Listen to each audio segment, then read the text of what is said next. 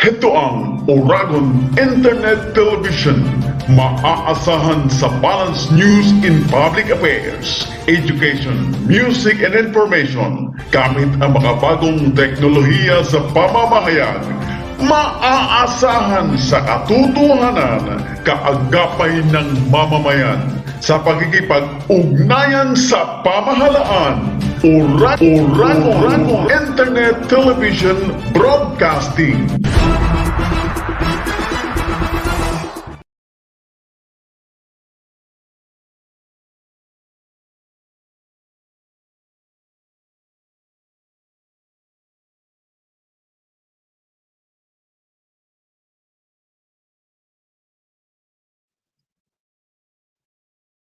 Magandang umaga po mga kaibigan. Welcome to Lido. Today, we talk about important issues closest not only to the heart, but to the stomach as well. Magandang umaga po. Pag-uusapan natin ang nagaganap sa ating pamilihan. Meron bang Pork Holiday Statistics Authority at ng Bangko Sentral ng Pilipinas na nakita ito ang paggalaw sa merkado sa nakalipas po naman na inflation report. Sinabi po na mayroon din po namang epekto ito sa kinikita ng ating mga kababayan sapagkat kahit anong sabihin natin ay meron din po namang malaking bahagi ng kinikita ng mga Pilipino na nauwi sa pagkain. Kung di ako nagkakamali, nabanggit noon ng National Statistics Office na halos 50% ng sahod ng manggagawang Pilipino ang natutungo sa pagkain.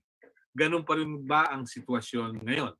So today, we're joined by Assistant Secretary Noel O. Reyes, taga ng Department of Agriculture. Narito rin po naman si Dr. Raildrin G. Morales. Siya po ang Director ng Bureau of Animal Industry. Kasama natin si Attorney Victorio Mario D. Magiba, ang Chairman ng Laban Consumer Incorporated. May laban pa ba ang consumer ngayon sa nagaganap? Narito na rin po naman si Ginoong Jess Cham, Pangulo ng Meat Importers and Traders Association. At inaasahan na rin nating makakasama si Engineer Rosendo So, ang Pangulo ng Samahang Industriya ng Agrikultura. So, let's begin. Let's have the situationer from our good friend, Assistant Secretary Noel Reyes. Assistant Secretary, good morning and welcome. Please give us the situationer. Yeah, maraming salamat, Melo. Ito na naman tayo sa roundtable. Namimiss ko na yung physical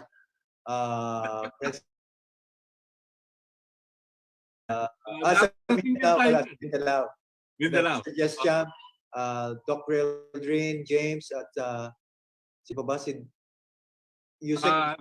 Si Attorney D. Magiba. Oo, please with us. Si Vic. Okay, Vic, again, maraming salamat po. Ito pong unang-una, may kakulangan, may kakulangan tayo ng supply ng baboy. Kaya tumaas ang presyo. Admittedly, dahil sa ASF, matagal na po yan na nalasa nung umupo si Secretary William Dar noong August 2019, andyan na po yung ASF. Okay? Again, malaking dago po yan sa ating hog population. Bumaba ng as per PSA, 15%. Ang sa amin po ay ang nakal because of ASF, nakal, ibig sabihin namatay, 450,000 plus. May official data tayo dyan, nakasubmit sa OIE.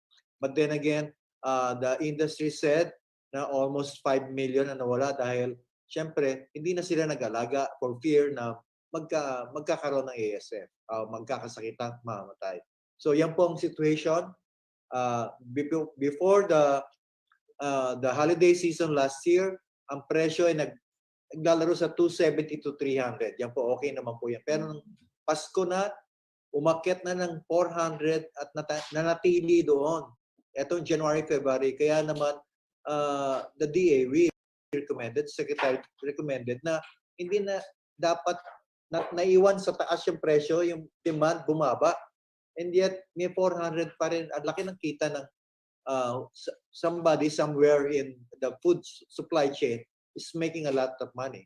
So again, kaya nirecommend ulit, based doon sa previous price range na 270 at 300, yan ang nirekomenda ng DA to the President, which the President favorably approved. So ayan po nga, nandun tayo ngayon. And then, siyempre, meron tayong sa ibang industriya, ito, nag-declare ng pork holiday. For our part, ano pa rin po kami, positive. So, si Secretary bumaba sa mga hog raisers, nakiusap sa malalaking grazers dito sa Batangas, Mindoro, Cebu, Sargent, at Bukidnon na magpadala ng surplus, surplus production. Hindi po ito kakulangan, pero surplus nila na papuntang Metro Manila. And that we are seeing right now. So, bumababa na. Noong Monday, syempre, birth pains, Melo, merong talagang hindi nagbenta dahil wala naman talagang pagkukunan. So ito, yan po ang solusyon. And of course, yung imports po, we are allowed to import every year naman ng minimum access volume of 54,000 metric tons with 30% tariff. And beyond 54,000, 40% tariff. So tuloy-tuloy naman po yan na importation. So we are also recommending that this should be increased to 400,000 metric tons. So nasa tariff commission na po yung issue na yon. Why so? Kasi po mismo kami, nakita namin ang pagkukulang for the entire year is 400,000 metric tons of pork. Ang industry nga, tinaya nila, sabi nila, 500,000. So again, nandun lang po tayo sa 400,000 level. So andun ngayon sa ang bola nasa tariff commission for them to consider our recommendation. So yan po ngayon ang taya ng ating estado, ngayon ng ating pork supply and price situation. Okay. Masakit mang aminin, pero nung kabataan ko at nasa radyo pa ako, pag naglalabas kami ng presyo sa radyo, may tumatawag, pwede ho kaming bumili dyan dahil iba yung presyo ninyo sa presyo mula sa palengke. How different is this today? Yung bang presyo sa, let's say, Nepac Mart, iba sa presyo sa ganitong wet market. Have you monitored this? Yes.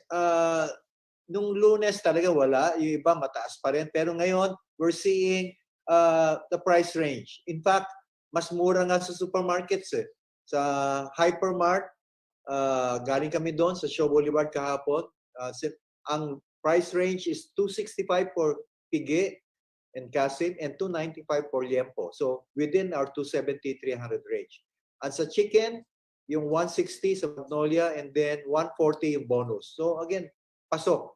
So sa supermarket, sa Commonwealth, nakita na natin doon within price range. At ngayon, dumating na yung mga baboy mula Jensan, Mindoro, Batangas. Yan po, may konti nang binibenta dyan sa mga Metro Manila public markets. Okay. Let me ask the good Bureau of Animal Industry Director, Dr. Raylrin Morales, how serious is the situation today na parang hindi pa tayo magkaroon ng confidence na bumalik sa industriya yung mga nagbababoy? Bakit po kaya? Gaano ba kalala o katindi ang problemang dulot ng ASF? Dr. Morales, please. Good morning po, Sir Melo, at sa mga kasamahan po natin, kila ASEC at saka sa mga kasama sa programang ito ngayong umaga. Ano po, sina Sir Jess Cham and sila Kasen Dongso at sa mga taga-media. Sir, just to give you an idea po kung gaano kalala yung problema natin, ang African Swine Fever po o ASF, ito po kasi ay walang gamot at walang bakuna at ang virus po na ito ay napaka-resilient, so napakahirap niyang patayin. So nagsusurvive po siya sa environment for a long time. Actually sa Europa, yun pong wild boar na namatay na, namatay na. So nalusaw na yung laman, yung buto, kinuha, nakakuha pa po ng traces ng virus doon sa wild boar. So this is the disease that actually took Spain 30 years to control and eradicate. And actually ito pong virus na to, it transformed the swine production environment in most of the countries like Spain. Sa Spain po, halos naubos yung kanilang backyard dahil kailangan kasi yung biosecurity, and to be able to actually observe biosecurity, kailangan talaga halos andun yung facility or structure that will support biosecurity na mostly sa commercial farms lang natin nakikita. The same is true with Russia. So ito po yung nilalabanan natin na virus ngayon, at ang ginagamit nga po sana natin, maganda nga sana na archipelagic yung ating bansa, na meron tayong natural barriers. But even then, sir, ang sinasabi ko nga po, we are monitoring, and we can actually monitor yung movement ng mga live hogs, marami.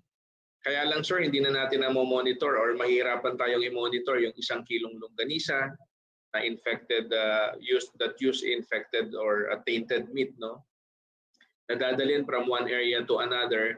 So sir, ito po yung immensity ng ating problema. Yung threat po ng spread ng ASF through the infected animals na maramihan i-move is as potent po, or mas potent pa nga po yung 1 kilong longganisa na dala sa bagahe from one area to another, pasalubong.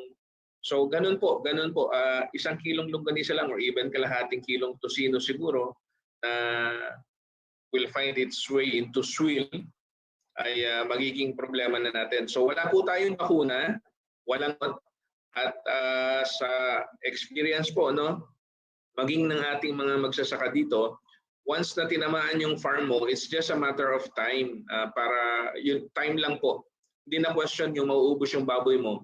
Ang usapan na lang po is gaano katagal mo mapipigil para maubos yung baboy, ma-contain yung spread. It's just a matter of time. So sir, ito po yung ating pinaghahandaan. And admittedly, yun pong infrastructure, yung infrastructure po natin ay hindi nakagayak para po ito ay harapin. Dahil yung diagnostic facilities po natin na sa ngayon po, iginagayak talaga natin, inihahabol with the threat of ASF, pati po doon sa free areas. Okay, pero can you give us basic information as to the kind of volume that we produced before ASF and the increase in demand? Because in a briefing yesterday at Malacanang, the good Secretary Willie Dar said magkakaroon ng shortfall by about 400,000 metric tons this year because the production is 1.2 million metric tons compared to the demand of 1.6 million metric tons. Ano po bang naging impact nito dahil sa yung mga backyard natin, backyard hog raisers, natakot na rin bumalik sa hanap buhay na ito? Dr. Morales, please. Yes, sir. Tama po ang binanggit ni Secretary Dar, kasi po ang computation po na ginagamit natin dyan, naka-benchmark po tayo doon sa per capita consumption of 15 kilo per capita. That is, every Filipino consumes about 15 kilos so times the population. So that's how we compute it, sir. Ngayon po, ang nagiging problema po natin, our backyard production produce or accounts for about 65% of the total production. At karamihan po dyan, almost 50% of the total production po ng baboy ay nandito sa Luzon halos, And that in Luzon, that is mostly concentrated in regions 3 and 4A. So andyan po yung bulk. At ito pong dalawang region na to ay badly hit, Yun pong mga katabing mga probinsya naman like Tarlac, Pampanga, equally malaki din po ang populasyon niyan, lalo na sa commercial. At tinamaan din po ng sagad ang Tarlac and Pampanga. Ang Nueva Ecija, ang Region 2 ay mostly backyard at tinamaan. So kaya sir, ang tinitignan nga natin, yung binanggit po ni Secretary Dar, we're projecting deficit of about 400,000 metric tons dahil nga po dun sa contraction ng population. Kasi po yung backyard, marami na po ang hindi nag-alaga dahil tinamaan, nakal, yung iba naman natakot. And even the commercial po ay hindi rin nag-control din sila ng kanilang population. So ito po yung kinakaharap natin na problema ngayon. All this, according to PSA, sir, no, nagkaroon tayo ng contraction of about 15%. So the industry is putting forward another figure about double that. So ngayon po ang pinaka-baseline po natin before ASF, we have 12.7 million pigs, no, standing population natin. So with a contraction of 15%, tapos yung sabi ng industry is about 36%, yun po yung kakulangan natin sa lahat. So yan po yung hinaharap natin, Sir Melo. Yun naman pong tungkol sa magkaiba na data, ang PSA po at ang private sector are now working, no, yung government and the private sector are now working actually to do a census this first quarter po at may correct magkaroon ng harmonization ng data. So we will be using the same data. Very good. Now let me ask Noel and Dr. Morales. I came across an article of a colleague, si Luis Maurin Simeon sa Philippine Star, that the DA will provide 27 billion pesos in loans to help hog raisers. Gentlemen, what took you so long? Melo, we think ito yung problemang ito ay again nag-respond kagad tama-tama. I was there. May land bank board meeting and the secretary sits as the board of directors and he proposed na mag-alat ng pondo. Mismo si Cecil Borromeo, the president, said na, Mr. Secretary, we can allot 15 billion for the commercial races for the repop program. And then the following week, we coordinated with the money of DBP, the president, at siya naman ay nag-alat din ng 12 billion. So hindi galing sa DA yan, 27 billion from Land Bank and DBP. So why hindi, meron naman silang dating window for the agriculture sector, Melo. Pero ito specifically for the hog industry. Okay? So yan po, special window. Pero dati na silang merong windows for agri-fishery enterprises. DBP and? Land Bank. Land Bank, okay. Sana natanong din natin yung Land Bank. Yung mga pinautang nyo, alin ang mas marami? Related ba sa agriculture o blue chips? Blue chip company. That will be your next topic. That will be your next topic. Agricultural financing. That will be great. Yeah, precisely. That is what we need. Let me check with Attorney Vic Di Magiba. Vic, good morning. I'm looking for you. Saan napunta si Vic? Taglit lang. Okay. Ayan. Good morning. Good morning. Morning. Looking for you. Ayun. Okay, pakibukas ng video. Yeah, I will. All right. Okay. Unang-una, belated happy birthday. Sa Thank you. Thank you. Really, mga kasama sa Roundtable, birthday Melo nung kailan ba? Monday? No Monday, oo. Ka-birthday ko yung dating presidente ng Pilipinas. Oo. Anyway, let me ask, anong laban ng consumer ngayon? May laban pa ba? Hindi, meron muna akong dalawang tanong dun sa nakausap mo ng mga resource person. Una, si COVID-19, ang dami ng vaccine, wala pong 1 year. Si ASF ba may vaccine na rin? Kasi wala pa nga. Importante yan sa... Hindi, why? Gusto ko malaman bakit, no? Pangalawa, may binanggit na 400,000 na i-import na pork. Ang gusto ko lang malaman doon, meron yatang tariff distinction, no? Pakiulit lang. Secondly, pag imported pork ba are they coming in the way consumer understand them? Meaning, are they coming in as lempo? Are they coming in as kasim, pige, at ano pa? No? Kasi yun yung naiintindihan ng consumer. And how do you label them? Or if I'm consumer ako, paano ko malaman kung imported o local? Now, this is now my question. Kahapon lumabas, meron palang class A, class B na karne. Ano ba yan? I mean, kasi we've been buying class B for higher prices for so long.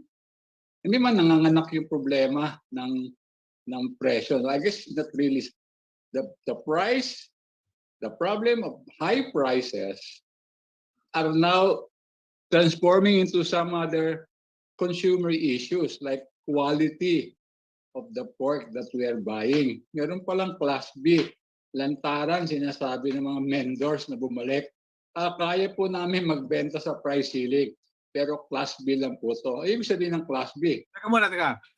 Vic, yung bang class B, ibig sabihin ng botcha? Hindi siya botcha. It's class B, sabi, matataba daw. Ang intindi ko, maraming taba sa meat. I mean, maybe pakipaliwanag ni BAI Director, Dr. ba? I forgot. Dr. Morales. Yeah. Yun na muna, no? Mga, I just wanted na may continuity yung issue ng importation, yung taripa, at saka, bakit wala pang vaccine? Si COVID nga eh. Wala pang 1 year, ang dami ng vaccine. Okay, sige. Doc, this is your field. Thank you po for the question. Sir, yun pong ASF ay medyo kakaiba po yung virus na to, no? Very peculiar. Technically po, yung kanyang structure ay resilient siya and it easily adapts doon sa virus po kasi ay hindi po siya living organism like bacteria. Virus is a protein, ano? And it multiplies in host cell. So doon sa technical aspect po niya, ang hirap po niyang kontrolin. Kaya po ngayon, yung mga nagtatry na mag-manufacture ng vaccine is actually going for the genetics. May mga dinidelete lang sila mga genes, and yun yung tinatry nila na i-control. Ang Spain po, Spain has a laboratory, a world-class laboratory on diagnosis and vaccine production, and hindi pa rin po sila nakaproduce ng vaccine hanggang sa ngayon. In the more than 50 years po na meron ng ASF at nananalasa ang ASF sa ibang parte ng mundo, hindi pa po nakaka-develop ng vaccine, even yung advanced countries like US and UK. Napaka-peculiar po at very sturdy yung pong ASF virus. Yun po yung dahilan kung bakit po hindi tayo makadevelop ng vaccine. Kung maririnig niyo po, may balita sa China, may mga dinilit po sila na genes, no, doon sa bakuna, and they tried to manufacture a vaccine. Nag-backfire po siya eh.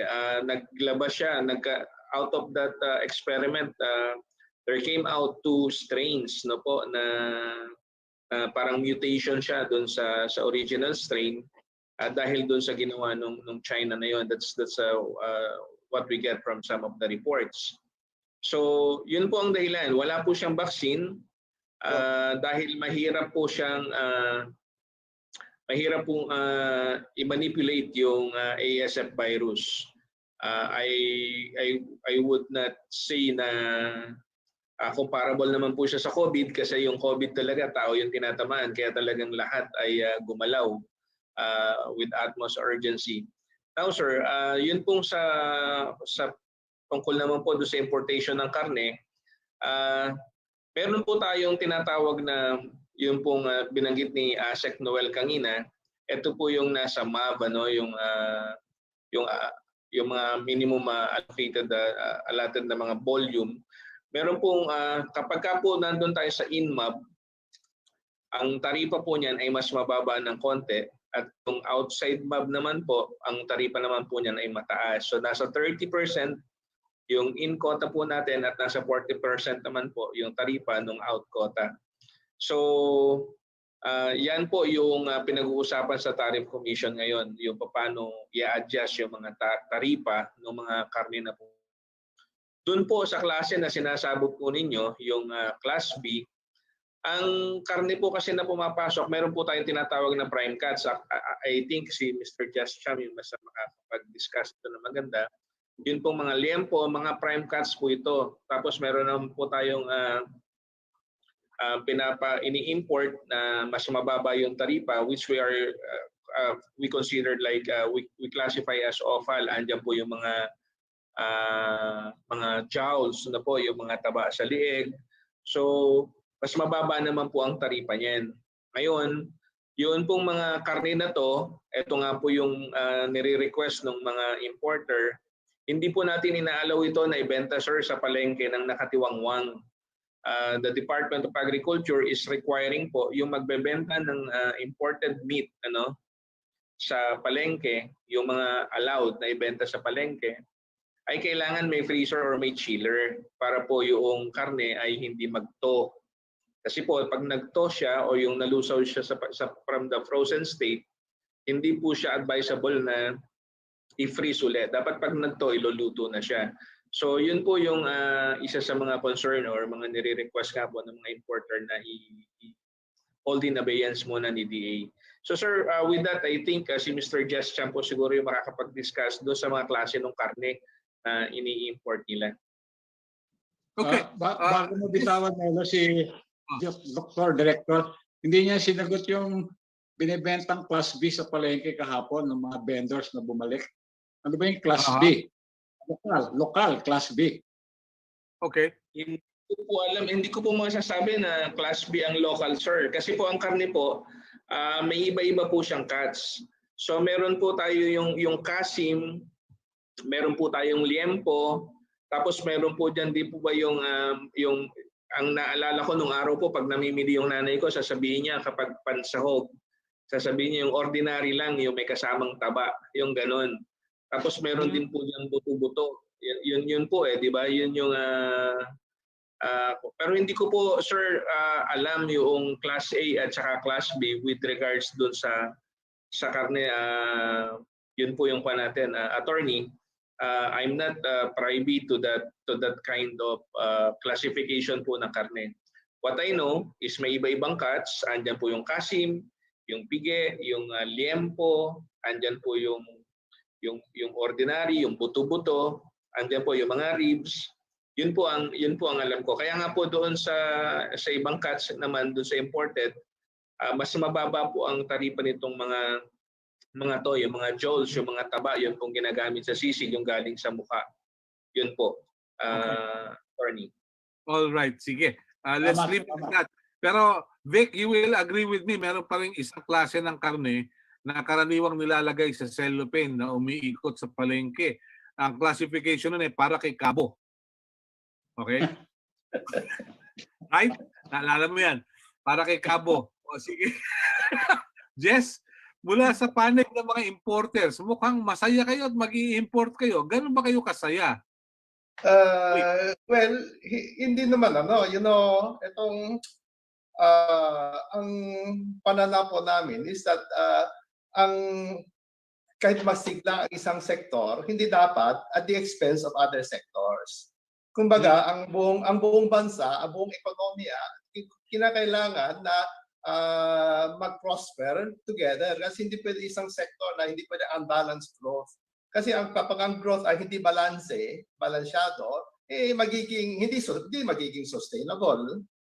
Okay? So ngayon, itong panahon na medyo may pandemya, may crisis, kami po mismo, my association, nagmungkahi kay DA at saka sa DTI na bantayan po natin ang food value chain, ang value chain ng imported pork para maiwasan ang hoarding, profiteering at ang tamang presyo ay makakarating sa consumer na sila makinabang. So yun po ang isang initiative po ng association namin. Ngayon, kanina po ang tanong ni Attorney Vic kung may Class A, Class B na pork, I think this has to do with the carcass quality. Ngayon, ang carcass quality naman has to do with the way the pig is raised, anong pinakain, ganong pag-alaga, etc. etc. So, marami pong kapag ang baboy matured, ano, kumbaga hindi nung kinatay ay hindi sa tamang timbang, sa tamang maturity, syempre ibang klaseng karne, ibang klaseng laman, ibang klaseng taba. Ngayon kapag ang baboy naman hindi pinakain ng maganda, talagang mas maraming taba. So these are the so ito sa ang pagkaintindi ko po sa etong negosyo ng mga ng baboy, ang biyahero pupunta sa mga pig farm, tinitingnan yung mga baboy at binibili ang baboy. Alam mo, matagal ko na kami nagsasabi na dapat ang mga lahat ng mga farm meron sila timbangan kasi minsan wala sila timbangan. Ang biyahero tatawarin lang niya yun itong baboy ito bayaran kita 5,000 nito, 10,000 nito. Kahit hindi nila malalaman kung how much per kilo So I don't know whether that is still the case. Pero yun nga po ang So ang saka isa pa ang negosyo, the business model ng mga baboy is that they want to sell live. Gusto nila magtinda ng buhay. Ngayon, ang problema dito, if they sell live, kinakailangan kasi ang merkado ayaw ng merkado na masyadong mataba. Kaya para garantisado na hindi mataba, they will sell at a very lightweight. Kasi walang taba. Kasi if they feed them to 100 kilos, 120 kilos, baka kapag hindi maganda ang ration, mga pagkain, tataba siya ng sobra. So the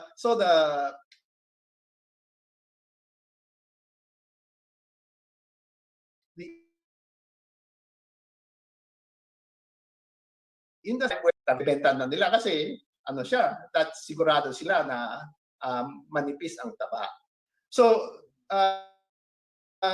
ang industriya hindi progress sa pagtinda ng karkas ng sabit-ulo. Kasi pag nagtinda sila ng karkas, kinatay nila ang karkas, makikita nila, maganda ang laman nito, maganda ang proportion, meat to bone, meat to fat ratio, magaganda. Itong baboy can command a premium. I can pay more. Kasi pagdating sa lamesa, pagdating sa tindera, mas maraming laman, mas malaki ang yield.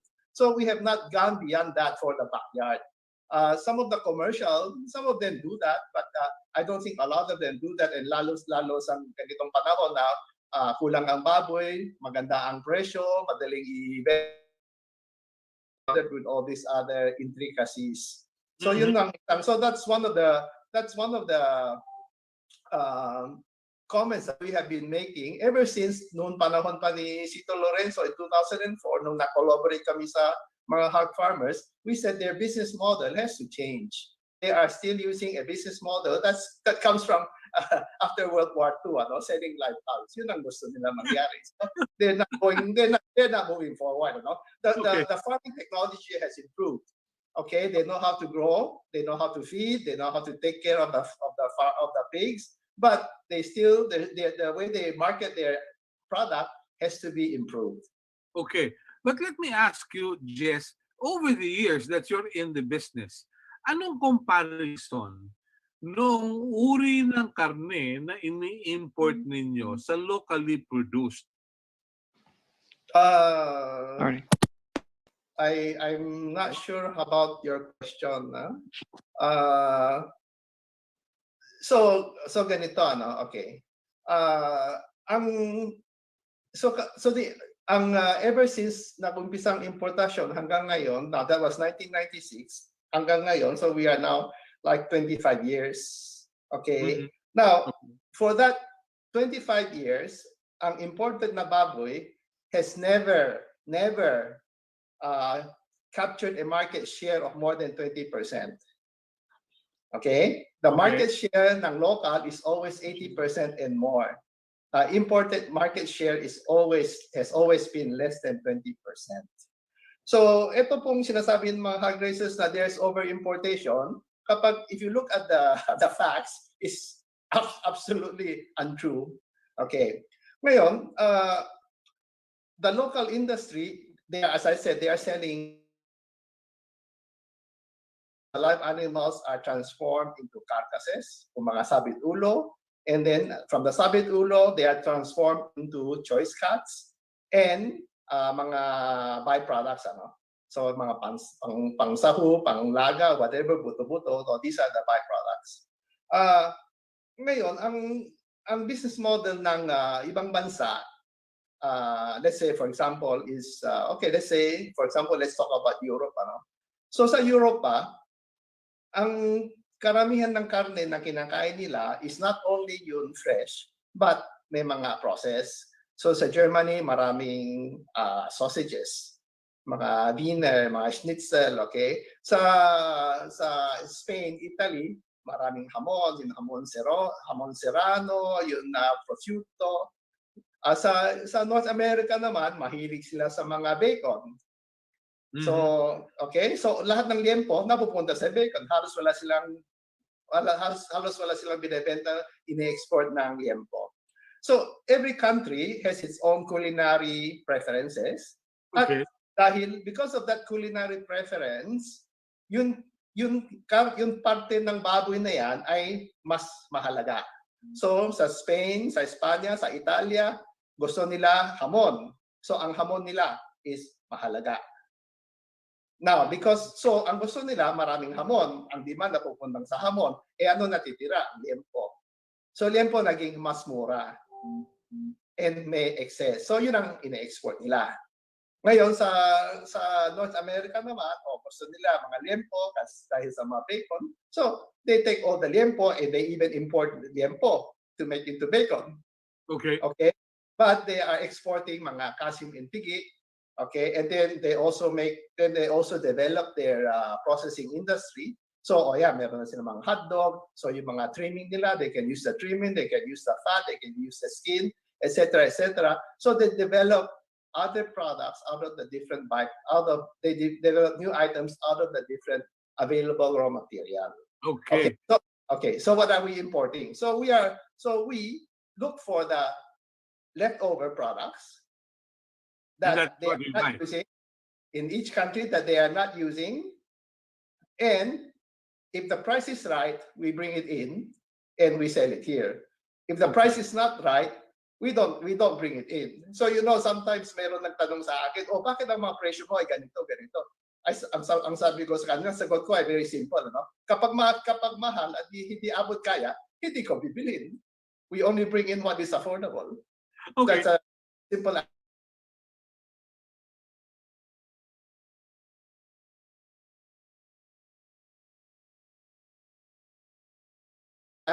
Breakfast, bacon yung medyo middle class, tocino, bagay medyo may pera yung karaniwang tao tulad ko.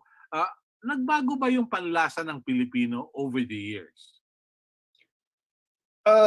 Well, I think the prime mover is not the panlasa, the taste, the preference. The prime mover is the affordability. Okay. Because 85% of our population belongs to the CDE. Now, the CDE cannot afford to pay kahit nung 200 kilos ng baboy, hindi na nila kaya. And what more now, 400. So kaya ang nangyari is that, so you see the growth of the importation of the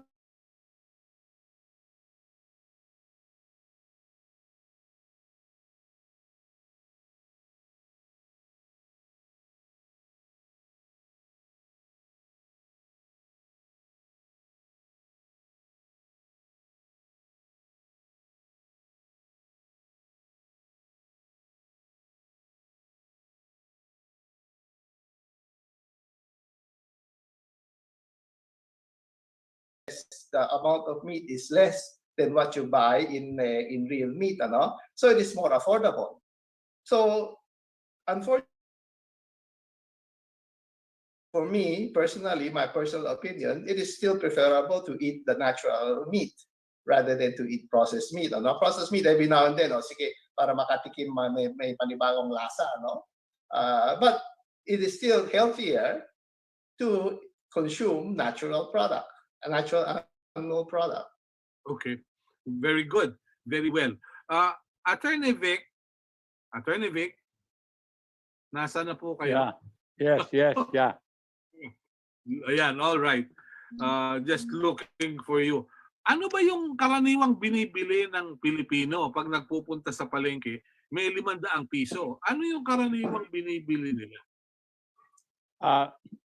Kung ikaw yung 30% household, yung Teka, asan ka? Nawawala yung... ikaw yung consumer ka, nandun ka sa 30% na household, yun yung statistics ng PSA, yun yung mga ang binibili mo mostly are vegetable and fish. Of course, rice, kailangan mo. No? I think yung karne at saka yung manok, ano na sa kanila yan. Sabi nga ni Jess Champ kanina sa kanya as a negosyante, ang issue talaga is affordability. No? Maybe bibili siya, pero siguro 1/4 kilo, mga ganun lang. Hindi siya makakabili ng 1 kilo. No? So, I guess but when you go higher on the strata, yung tinatawag na mga class A, class B, class C, ay yan ang mga pork eater, no? Whether natural or processed, no? Mga mahalin pa ang bibili niyan. Hindi lang yung homemade, kumbaga, no? So, I think that spending pattern continues to be true, no? Kaya lang, nung January, nung lumabas yung inflation report, sabi ng PSA, ang malaking porsyento ng pagtaas ng inflation came from the high price of meat, particularly pork, no? Halos 17% ang itinaas ng inflation ng karne. Now, whether the bottom 30%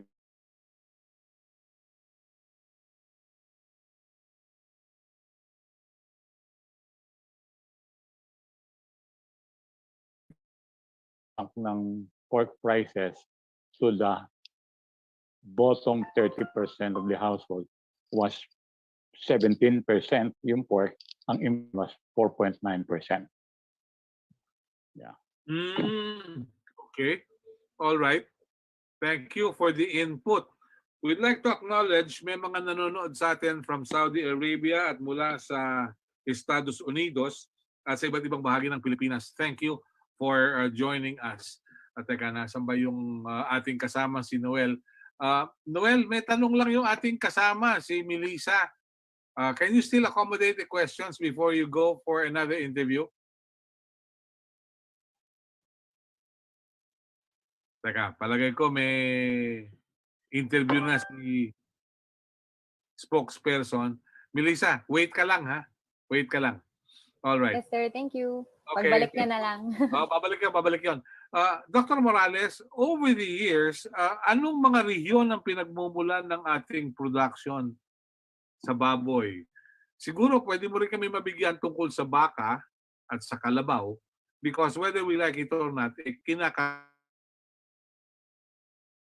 tell us ano yung statistics natin so far over the years. Yes, Doc? Yes, sir. Ang high producing areas po natin with regards sa pork ay number 1 po dyan ang Region 3, Central Luzon. Kasunod po dyan ang Region 4A. Tapos andyan din po ang Region 6 sa Visayas. Andyan din po ang Region 11 at saka ang Region 12. Ngayon po, ito po yung high dense areas natin. In some respect, andyan po ang Region 7.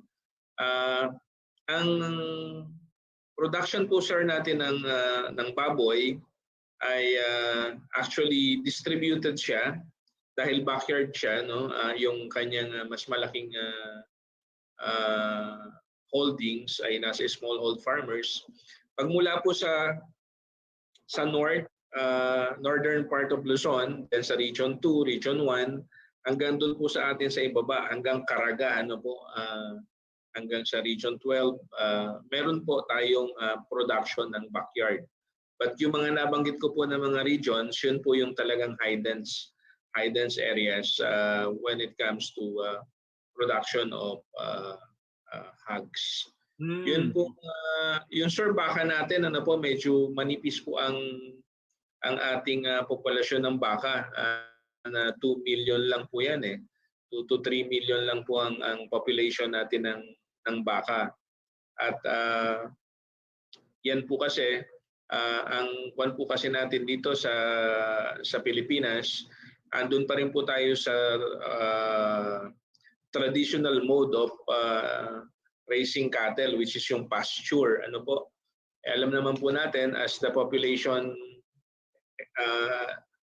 exponentially increase, nagkakaroon po ng decrease naman yung pasture area natin. So nagko-convert po yan either for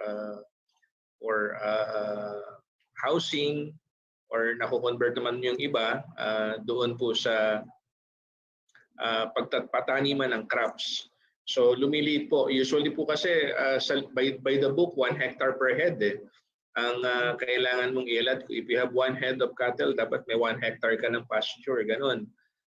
Unlike in other countries, sir, na medyo intensive yung kanilang farming ng cattle. So dito po sa atin, nagawa niyan, and mostly po yan ay nandito sa Southern Tagalog, at saka po diyan sa bandang Region 5 sa Masbate, no? So andyan po yung ating mga production ng cattle, and in Mindanao. Yes, sir. Yung Carabao natin.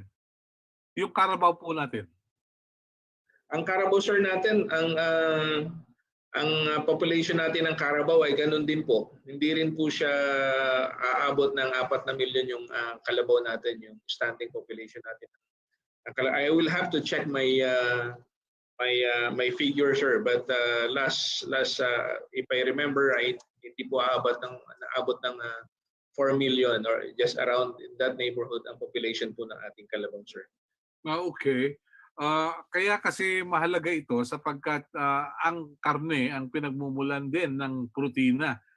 Kung hindi na kaya, we will shift to vegetables, we will shift to other sources of protein. Kaya lang kung mataas din ang presyo, babalik tayo sa issue of affordability. I don't know whether yung kakayahan ng consumer nagbago because of COVID-19. That's another issue. Pero we'd like to open the floor to our colleagues from the media who may have questions sa ating mga panauhin. Please be prepared. Let me know so I can allow you in and shoot the questions. Pakisabi lang kung kanino. Wala pa si Assistant Secretary Noel Reyes. Kaya ilimit muna natin kina Dr. Morales, kay Jess at kay Attorney Vic Di Magiba. I'm waiting for a signal from Engineer Rosendo So. But anyway, sige, before we start with our colleagues from the media, Dr. Morales, yung brother-in-law ko used to raise hogs in Bicol. However, na-hostage siya nung patuloy na pagtaas ng feeds, ng commercial feeds. So sabi niya, hindi na viable. Na-hostage na ako eh. So, ito ba nakita ninyo, could this also be a reason why many backyard hog raisers just closed shop, Dr. Morales?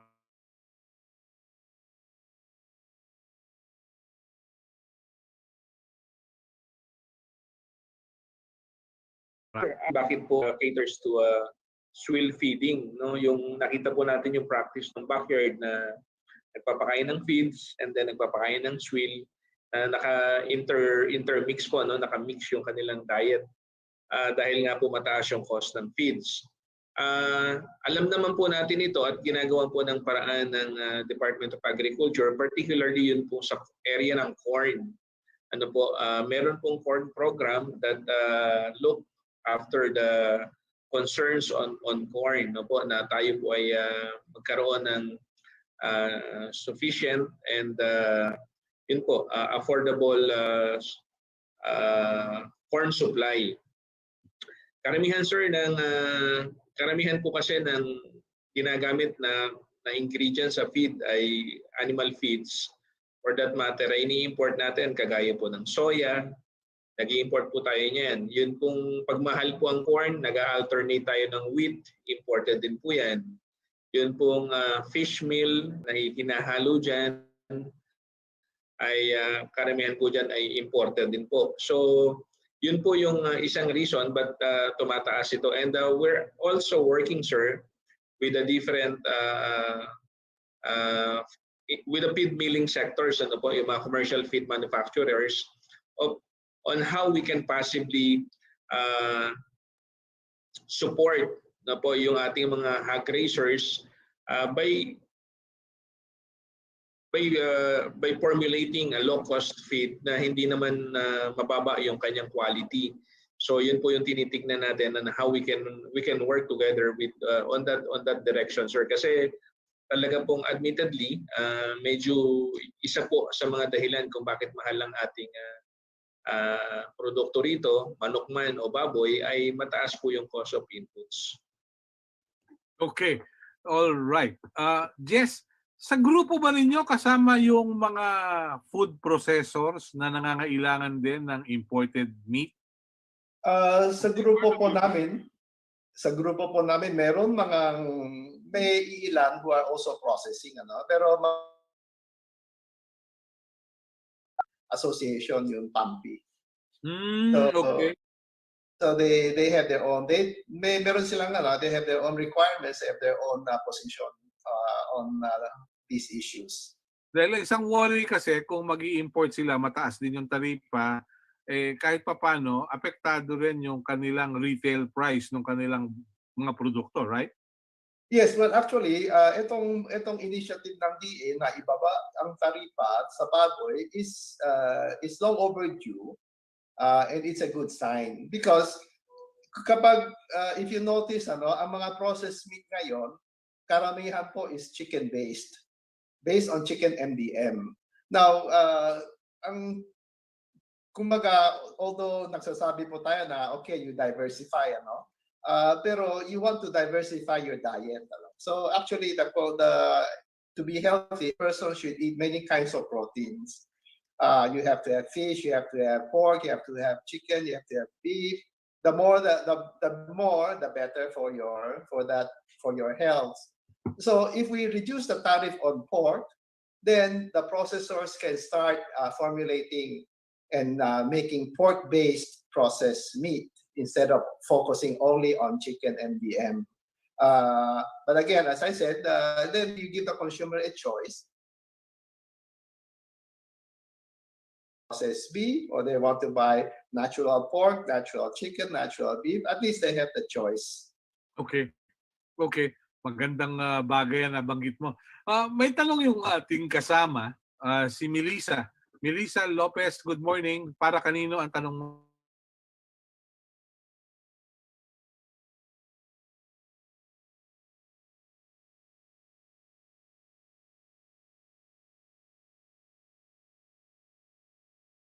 Sir, just wanted to ask, DTI and DA said they're looking to also set a price ceiling on imported pork products. Likely daw mas mababa yan dun sa ceilings na sinet ng EO 124 on local fresh pork. Sir, ano yung comfortable na, magkano ngayon yung average price po ng frozen meat sa market, and magkano po kaya yung comfortable or acceptable for importers na price for the imported frozen meat? Thank you. Well, as I said earlier, the market share of the local before the ASF was 80%, more than 80%, and market share of the imported meat was less than 20%. So, you have the tail of the pig, the tail will follow the pig, the tail. So the local market, the local producers, the product is the one who sets the price, and the imported market share will follow the local price because that is how a free market operates. Now, we had heard from the hog raisers actually. Well, okay, the hog raisers said imported product is being sold at the same level as local product. So they complain. They say, well, because of that, importers are making more money. But you may be shooting yourself in the foot, because if you ask the importers to sell cheaper, then you have more customers who will patronize the imported and not patronize the local. So that's that's another angle they have to look at.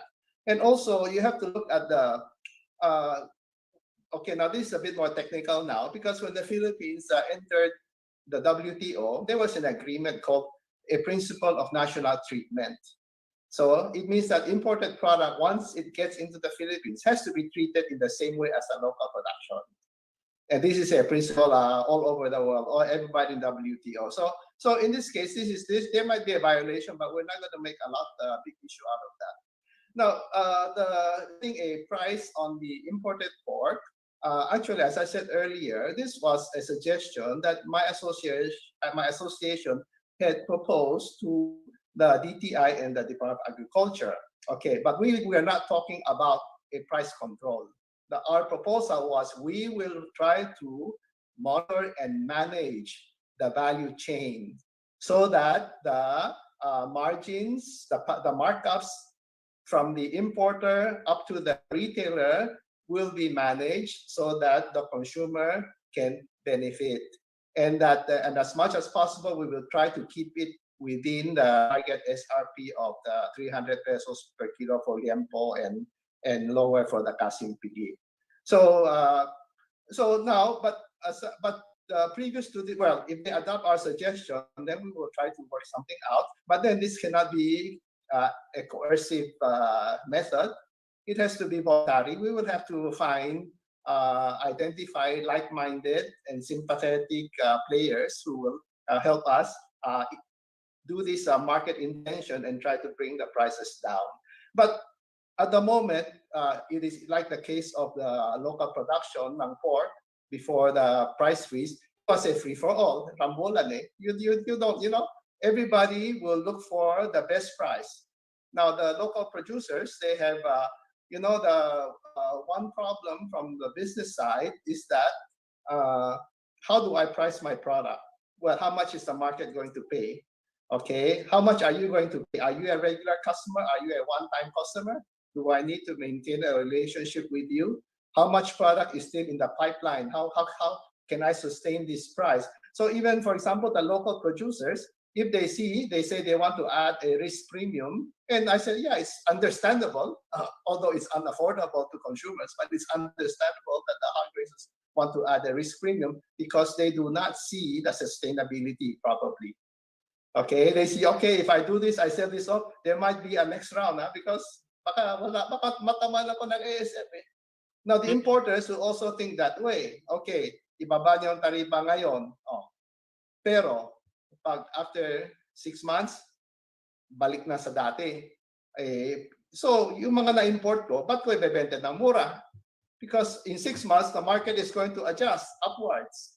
So, yun po ang mga interplay and considerations that everybody, that the businessman keeps in mind.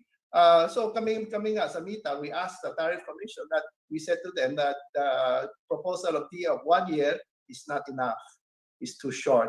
It should be at least 5 years because the hog raisers themselves have said it will take them at least 5 years to recover. In spite of whatever they're saying, they have said, it's on record, it will take at least 5 years to recover. It took Spain 30 years to eradicate ASF after massive technical and financial support from the EU. In Italy, Sardinia, that island, I believe they still have ASF. They still have not eradicated ASF. So it's not an easy disease, as Dr. Morales had said. So we have to be realistic. Now, the consumers are in for hard times. If they reduce the tariff of pork to 5% to 5 and 10% and extend it for 5 years, we will be able to sustain that price. But if they don't do that, we will not be able to sustain and keep everything within SRP. Okay. All right. Melissa, meron pa? May pahabol pa? Okay na. Good. For DA spokesperson, Assistant Secretary Noel Reyes, nasa na po kayo? Andito na po, andito. Yan, okay. May mga tanong kasi, katulad nun, yung mga baboy na mula raw sa Jensan, makakarating ba ng Antipolo? Kung di ako nagkakamali, mula yun doon sa ating kaibigang si... teka, sino ba yung mag-message? Joy Catlea. Yeah. Ano bang sitwasyon? What can you tell us, Noel? Yes, we'll do that. Kasi ang priority ngayon, Metro Manila. Again, for the consumption, yung price ceiling applies to Metro Manila. Kaya yung muna, kasi doon ang mataas ang presyo. No? Pero kung sa Antipolo, we'll ask our regional director sa Vilma Maculangan to service yung galing ng Batangas, Mindoro, and to allot some hogs to Antipolo market. And even siguro yung mga supermarkets doon na merong imported pork, pwede naman doon ibagsak din.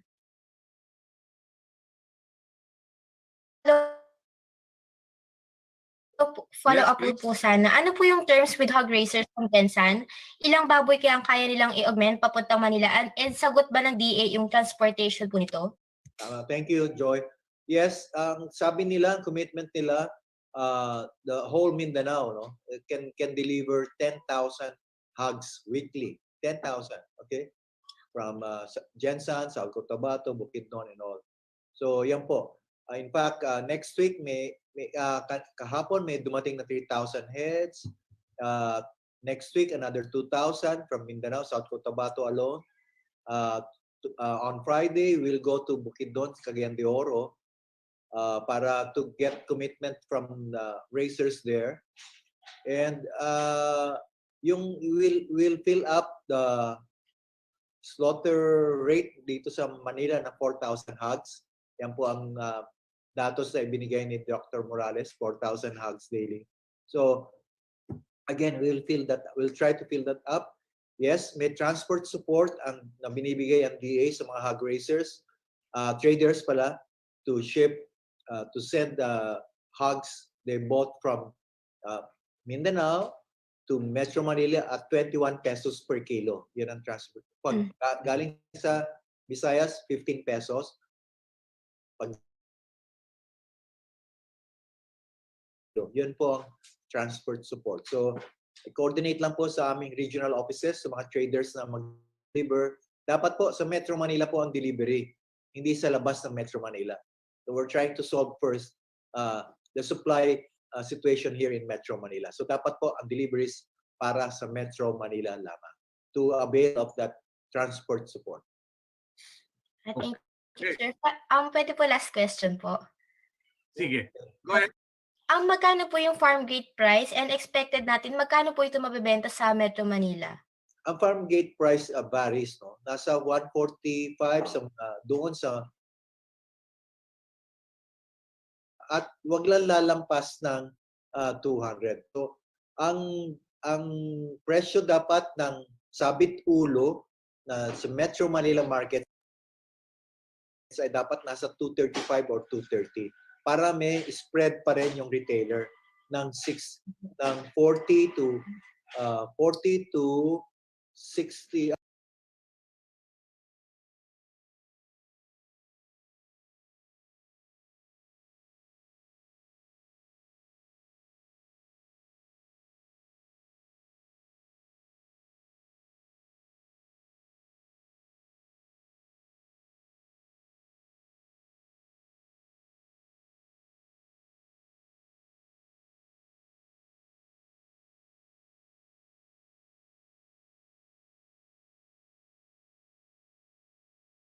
$70 pesos per kilo.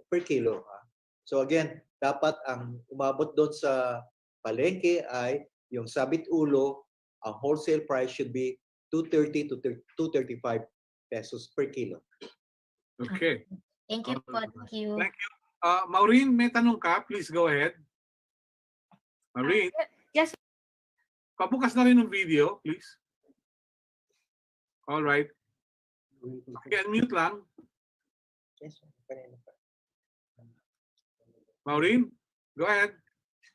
Hello, sir. Can you hear me po? Go ahead. Yes, Mau. Ayan. Yes. Sir, just a question for DA, sir. Why the need to further hike MAV when the DA is already pushing for lower tariffs for both in quota and out quota, and this is already with the tariff commission po? Meron na po bang study yung DA on the foregone revenues on the side of government on this, sir? Thank you po. Thank you, Mau. So, kasi ang within yung sa MAP, 30%, ang 54,000, tapos outside MAP is 40,000. But then again, kulang pa eh. So, kailangan talaga i-satisfy yung demand na we're looking at a 400,000 deficit for this year, for the entire year. In fact, so sa amin, 400,000 lang. No? 388 to be exact. So again, nasa tariff commission po yun. Yun ang recommendation namin to increase that at babaan yung tariff. So may consultations na on that. So tapos sabi nga nila, dapat across the board na lang para two-tiered tariff. Dapat isa na lang. So yun po, we're looking at that favorable decision. What we're saying is additional imports are welcome kasi to stabilize supply. Okay. Meron pa? So, All right. So, sir, James? Yeah, okay. Go ahead. Yes, please. Si James na lang Sorry? po muna. Okay, James. Yes, follow-up sir dun sa question ni Mau, Congressman Stella Kimbo, a former commissioner of the Philippine Competition Commission, said na yung pagbaba ng tariff and pag-hike ng MAV is a solution din sa pag-address doon sa technical smuggling ng pork. Do you agree with this? Sasagot natin yan on the side of customs, no? Probably Mr. Jess Cham can answer that. Yung again, binabato lagi sa importers yung technical smuggling kasi sila nag-ano hindi ba?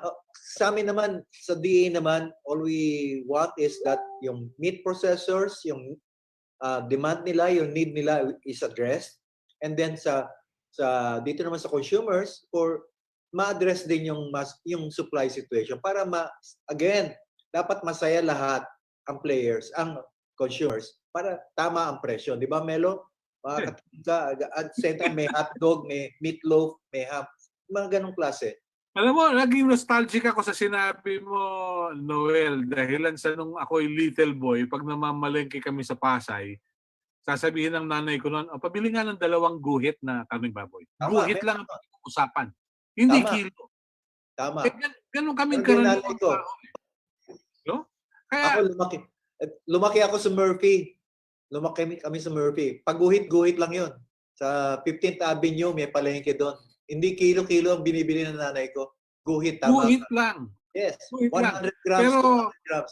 Guhit, baka hindi alam ng millennials, isang guhit is 100 grams. Oo. Pero nung araw pa, meron na ring plastic gang. Yung plastic gang, yung para kay Kabo. Para kay taga. Ang tawag namin doon, kay taga. Yan. Okay. Anyway, sagutin mo na naman. Can answer that. Yung technical smuggling. Mr. Jess? Please. Yes, well, you know, ito pong meat importation is highly regulated. And in fact, if you ask the importers kami po, we say it is over-regulated. Lahat po mga legal imports come with what we call an international health certificate. The international health certificate tells you where it came from, which country it came from, at ano ang laman ng container. Now, this international health certificate is issued by the government of the exporting country. Okay? So, lahat ng mga importasyon po natin ay technically and legally has been pre-inspected and certified by the government of the exporting country. Now, you know, ang association po namin was formed in 1993 and we have been engaged in this importation since 1996. Ano? From 2000, during the time of Secretary Angara, all the meat should be inspected 100%. So they are inspecting 100% of the meat from 2000 up to now, 21 years, 20 years, okay? So I think maybe 10 years ago, I said to the DA director, si Minda, I said, look, Minda, I actually sent her an official letter. And I said, Minda, you have been inspecting these containers for the past 10, 15 years. Please tell me how many instances of technical smuggling have you discovered? I don't get any reply. Baka hindi pa tapos yung kanilang inspection. Pardon? Baka hindi pa tapos yung inspection, kaya wala sagot. No, ang meron nga ang Philippine, nung panahon ni GMA, may PASG, Philippine Anti-Smuggling Group. Ang mga hog racers, meron silang binabantayan nila. Ang hog racer mismo na kami sa akin, just hanap kami ng hanap, wala kaming makita. Why? Because you are parking up the wrong tree. You are not looking at the right places because etong mga importation ay legal. They are documented. Alam ng imported, they will be inspected. Kung sino bang loko-loko na gumagawa ng kalokohan? Now, if you reduce the tariff, what is the effect? The effect is it will eliminate outright smuggling ng mga undocumented na walang dokumento. Okay? If you reduce the tariff, then you take out one problem, yung mga undocumented imports from the countries that are approved origins. We say approved origins. But it may not necessarily remove the influx of smuggled items from the disapproved origins. For example, we have countries like China, hindi bawal although at this time, mas mahal ang baboy nila. So siguro wala nag-smuggle ng baboy papunta sa atin. Baka meron mga galunggong na pumapasok because these are undocumented imports. So if you reduce the tariff, you remove one aspect of the, you can eliminate to a good extent one problem. But of course, then there are other problems. So kami naman, we have already said to customs and to the hog racers and to the DA, we are very regulated. You can audit us every now and then, but don't waste too much time on us because you're not going to find anything. It's been 25 years. It's been 25 years. You've hardly found anything. I can say to Melo, I suspect you are a thief. So I'm going to put a guard in front of your house every day to look after you. And after 25 years, the guard says, I haven't found anything. I said, yeah, but I still believe Melo is a thief, but I don't know how he's doing it. Pero ay babantay ko pa rin kita. I mean, things like that. These are ridiculous, and we should move away from that. Okay. Ang problema kasi kung mayroong mga tao na tingin laging araw-araw Paskong lagi, ganon. Christmas is every day, Well, araw-araw minimamasko. Well, right? If you remove the tariff, then there is one less avenue of graft. Then we have to have the other regulatory hurdles, mga permits, mga clearances, etc. Then we tackle that in another fashion. But at least take away one problem. Yeah. Melo. Yes, Vic. I know you'd like to react dahil may tatanong din tayo si James. Doon lang sa importation. Hopefully naman if the Tariff Commission will decide on a lower yung savings sa taripa in terms of the retail price. Kasi ngayon, magkakaroon ng dalawang classification, imported and local. So anong price ceiling ng local? Alam na natin, 270 and 300. Yung imported, kung magkaroon ng favorable decision ang Tariff Commission, either to lower or remove the tariff, siyempre, debate pa yan. Yung savings naman sa taxes, kailangan ipinapasa sa consumer. Yun lang naman na importante dyan baka naman mangyari niyan, magkalituhan, whether you buy local o you buy imported, pareho lang ang babayaran mo. Aha. Alam mo, ang tagal nang naagabyado consumer dyan sa presyo ng karne na yan. So, mabuti naman, this time, ang regulator, kumikilos na. Marami silang mga strategy to ensure na within this 60-day period ng Executive Order 124, magiging stable na yung presyo at the price ceiling na dinikta nila. Vic, what you're saying is may mga nasa regulatory commission sa Pilipinas na laging Tia Deli at Kuya Cesar mode. Ganon. Ibig mo sabihin, napakabagal. No? So, hindi lang bagal. Alam mo, mabagal at least gumagalaw. Yung hindi nagawa ng trabaho, it's worse. Okay. In fact, alam mo, Melo, this is lesson learned sana. Ewan ko kung natatandaan ng mga nakapwesto ngayon.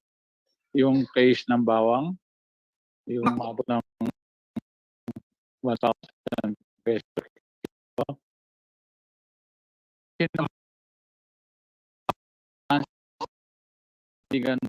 Graph. Ang form ng graph is you did not do your job. It caused prejudice to the public. Corruption yun. Nasa Sandigang Bayan sila ngayon. Hopefully, dito sa ginagawa investigasyon ng Economic Task Force, isama din nila yung regulator. Meron ba silang accountability din sa nangyayari ito? Tayo mo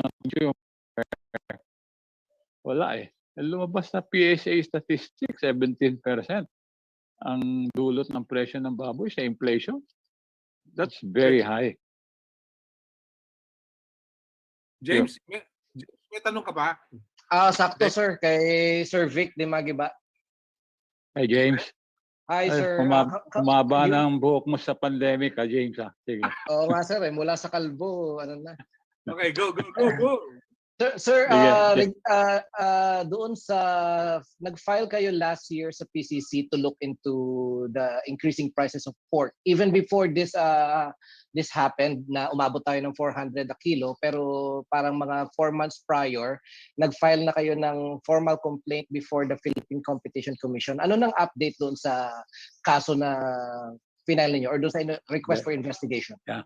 I'll give you the update, pero para maintindihan din ng ibang mga participants ngayon sa Roundtable.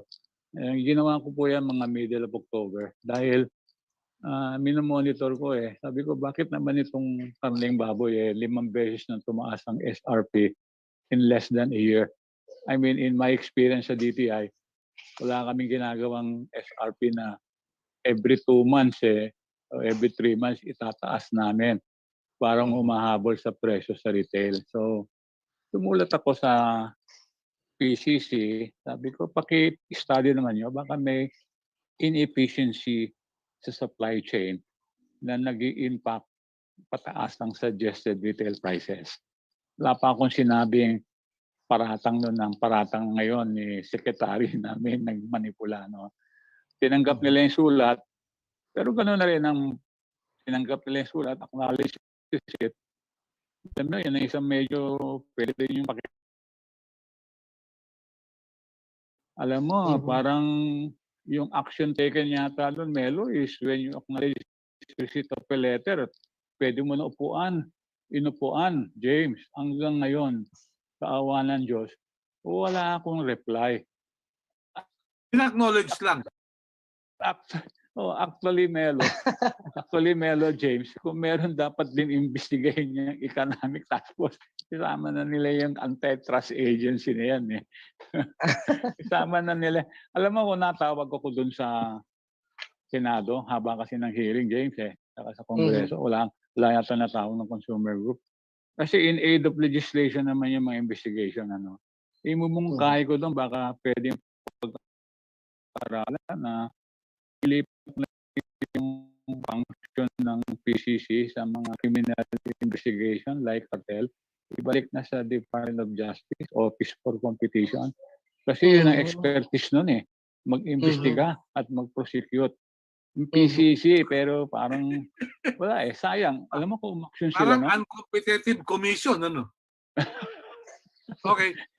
Mabuti binanggit nyo dahil, you know, this is also something that I realized.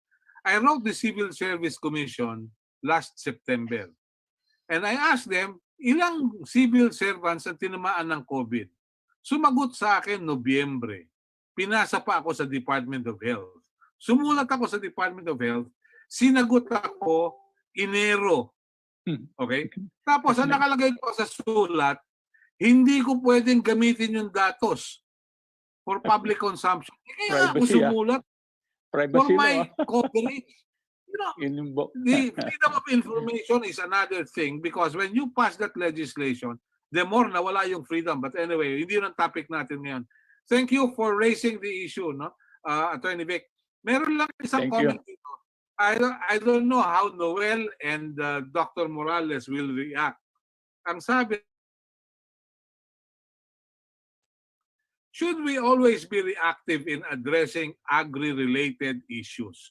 Wala bang proactive efforts? The ASF was reported pre-COVID pandemic, pero it was only lately that the news on ASF vaccines came out, kung meron nga, no? During COVID, agri-produce found it difficult to reach the markets, but it took weeks and even months before these were addressed. Nabulok na yung kamatis at iba pang mga paninda. Si Noel muna pasasagutin natin bago si Director. Oh, sige. Ang haba ng question mo eh. Sumatutan. Saan ba? Na-address ba yung ASF? Ano ba? Active daw ang agriculture. Hindi naman.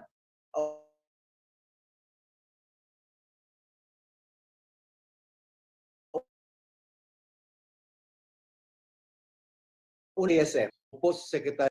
Okay. Inabutan na natin yan. At in fact, na-report na yan sa Rodriguez Rizal sa Payatas doon. Swill feeding. Di ba? Again, in-address na yan. Matigas lang ang ulo talaga. Di ba? Nanawagan kami na wag na pong at ayan, nagawa naman ng sa Rodriguez. Naging success story na rin yan. Wala na doon. Okay? Pero then again, yung mga traders, namihasa, bumili ng mga baboy, binarat yung mga kung saan merong balitaan nila may binarat, inunahan nila ang gobyerno kasi kami 5,000 per head ang bayad namin, indemnification. Sila, tinawaran pa nila ng mga 7, 6 mil. Siyempre, ibibigay yun doon. So, kaya kumalat. So, then again, yan po ngayon ang dapat i-address natin, yung biosecurity measures. Alam ni Director Morales yan, dapat daw, this time around, dapat sama-sama na communal, yung backyard, isa-isang lugar lang. Hindi pwedeng kalat-kalat. Dapat sa isang lugar lang sila. Ganon din, ayaw ng commercial na dapat malayo sila sa mga backyard. Kasi para hindi maano. At hiwalay ang breeders sa grow-out farms. Okay? Alam na ni yan. Yan po, ilo-launch namin yung Bantay ASF sa barangay. Yun po ang tanong, ang sagot doon. No? This time around, we should be strict. We must be strict. All right. Thank you. Dr. Morales, please. Your thoughts about this? So yung ASF po talaga ay hindi po pwedeng government lang yung nagbibigay ng effort dito. Kaya nga po yung binanggit ni Asek Noel, yung Bantay ASF sa barangay, alam niyo po yung disease control, pag-control po ng disease at the national level, may pro forma na po yan eh. Kung sasabihin natin, we know all the activities that are. Yes. Dr. Morales? Dr. Morales? Ano nangyari kay Dr. Morales? Nawala yata yung internet niya. Hello? Nako. Yes, Dr. Morales, please. Ano kaya nangyari? Is the internet again? Sir? Well, Yes, please. Yes, Go ahead. Sir, kagaya po ng nabanggit ni Asek Noel, nag-off lang po ako ng camera kaya medyo mahina yung bandwidth ko. Yun pong disease control program, sir, may mga pro forma activities na po yan. No? Andyan yung disease monitoring and surveillance, andyan yung biosecurity measures, andyan yung movement management ng hayop. Pero sir, nakita po natin, kagaya na nabanggit ni Asek Noel, lahat po ng mga ginawa natin dito nung nakaraang mga panahon ay hindi nag-work na maayos. Kasi nga po, andyan yung predatory trading, yung binanggit niya, traders na bumibili ng may sakit na hayop, farmers na nagbebenta dahil nga po doon sa kagustuhan na makabawi kahit o paano doon sa kanilang mga puhunan. Ano po? So wala po tayong sinisisi doon, kaya lang po yung gayak po natin ngayon, ito pong bantay ASF sa barangay, hindi po kasi kakayanin ng DA lamang ito. Kaya po yung bantay ASF sa barangay, talagang ito na po yung ibababa po natin yung programa hanggang sa barangay level, hanggang sa LGU po. The LGU will own the program, the farmers will own the program, and we will try po to educate our farmers on biosecurity measures. So biosecurity will be central po, will be central component of the repopulation effort. Dito po sa Bantay ASF sa barangay, two-prong approach po ito, sir. Kukontrolin natin yung ASF on one hand, and on the other hand, dun sa mga area na wala ng ASF at mapapatunayan natin wala na yung virus through surveillance, magre-repopulate na po tayo. Ito lang po yung paraan para tayo makabangon. And sa ibang bansa rin po, kagaya ng China, ito po yung kanilang ginagawa. They are repopulating kahit po meron silang hindi pa na-eradicate yung ASF sa kanila. This is the only way to go, sir. Kaya po kailangan tulong-tulong hanggang sa lahat ng sangay ng gobyerno po, lalo na po doon sa LGU. The LGU must own the program, sir, and the farmers para po maging successful. Dr. Morales, just a suggestion, this may be a bit bloody as perceived by some. Baka raw pwede kayong mag-launch ng Operation Tokhang sa mga baboy na pinagdududahang may ASF. No, baka itutokhang din, no? I don't know. Yes, sir. That's well noted po, sir. That's well noted. Dahil actually information ito Sino ba yung may baboy dyan na baka may sakit o may karamdaman? Dahil sa nabanggit ninyo, kahit tusino na ginawa sa baboy na may ASF, magpapakalat nito. Kaya ang tanong ng ating kasamang si Mau, ano ba yung update sa losses sa industriya dahilan sa ASF? Nabanggit daw po noong December na 56 billion pesos. But the industry said it's 135 billion. Ano raw po bang update sa figures? Please go ahead.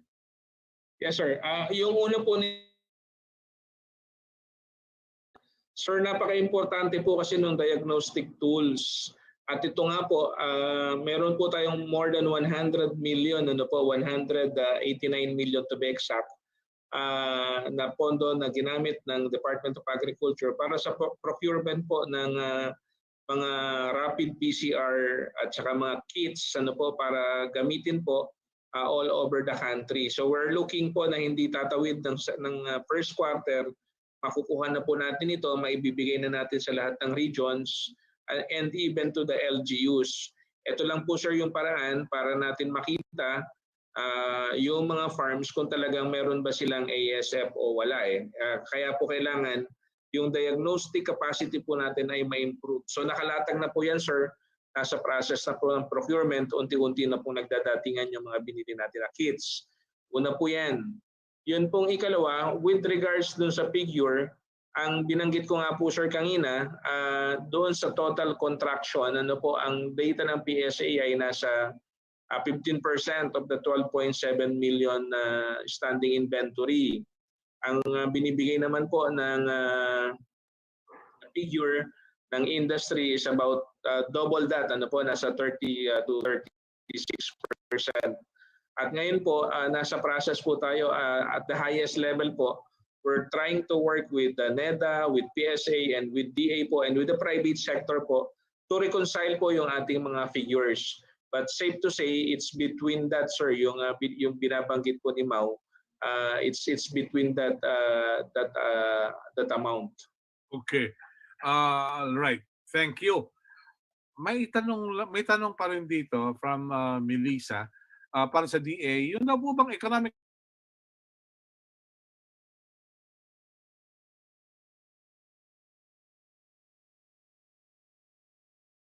and what areas or groups are you looking into? Yeah. Melo, the task group is chaired by DTI, co-chaired by DA and DOJ. So, may listahan na po na kay Yusek Ruth Castelo and then sa DOJ din yung counterpart niya. And then nakaupo din yun sa amin yung Bantay Presyo Task Force with the ASEC Federico Lasiste Jr. So again, may listahan na po sila. Nag-convene na po sila. So again, they're going over the list provided initially by DTI. So and also the local price coordinating councils. Yung pong kasi po again, yung pagpapatupad ng presyo para sa kalaman ng lahat ay poder yan ng local price coordinate kay mayor, yung market administrator, sila po ang nagpabibigay ng lisensya diyan, di ba Melo?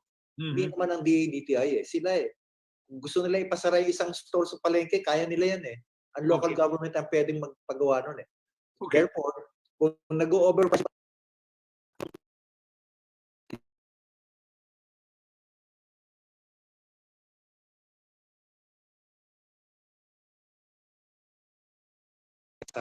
lang poder yun. So sa atin, sinasabi lang natin na bibigyan mo na ng notice, saan nyo po kinuha aling Mang Melo yung karne nyo, ganyan. Ganito, mahal pala. Sa amin sa DA, i-connect ka namin sa mas murang source. Yun lang naman, di ba? Okay. So, Maganda yun. So, going back to your earlier question, yan po ay yung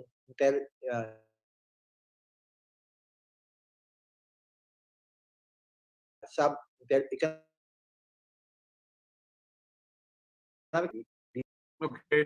Any update on prices? Melo, may question lang ako kay Aser. Vic.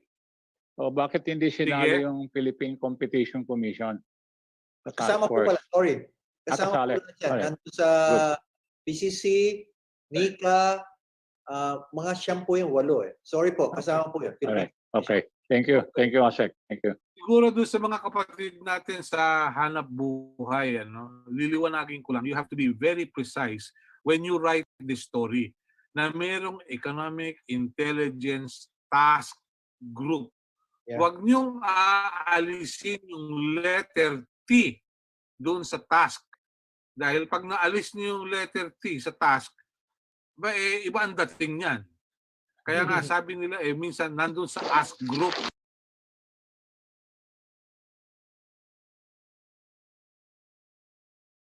Ang problema. That's another issue. Okay. Alright. May tanong, nasa listahan ba yung wholesalers, biyaheros, traders o may retailers din? Canuel. Ang una yung traders, yan po ang nakita nilang ng DTI. Okay. All right. So, James, may tanong ka pa? Please go ahead. James, where are you? Yes, sir.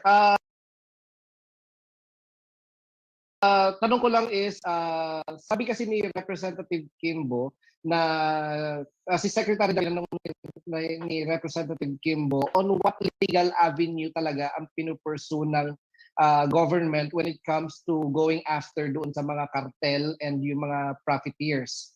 So one is Price Act and the second one is the Philippine Competition Act. Bakit hindi natin mas i-utilize ang Competition Act na merong 100+ million penalty as compared sa Price Act na 1 million lang? Why don't we support yung PCC more in going after these cartels na nagmamanipulate ng price and supply? Okay. So ano po talaga yung main legal avenue na ginagamit natin? Is it the Price Act? Kasi parang itapos na mas maliit ang penalty na pinipursu natin rather than the PCA which is 100 million for first offense. Pwede ko bang sagutin, Melo? Sige nga. Opinion? Sige. Ah, Okay. kasi James, ganito yun, no? Kapag ang competition act ang ginamit mo, ang burden of proof mo nagkaroon ng sabuatan, anti-competitive activities. So, wala kasi sa Competition Act na profiteering eh. Nandun sa Price Act yun. Depende na yan sa resulta ng investigation. Whether Pero, sir, the facts gathered will be adequate and sufficient to establish a cause of action for cartel or profiteering. Pag naka-establish sila ng James ng cause of action for cartel, sigurado yun, nandun ang DOJ. Gagamitin niya Competition Act. Sigurado yun. Pero kung Pero, sir, nakita lang niya profiteering, baka sa Price Act nila ihabla. Okay. So sir, would you propose din na magkaroon tayo ng determination of what type of cases before we push through dun sa filing of or magkaroon ng adjudication? I'm sure having been in government before, pag ganyan mga task force, I'm sure yan ang unang pinag-usapan i-define mo yung terms of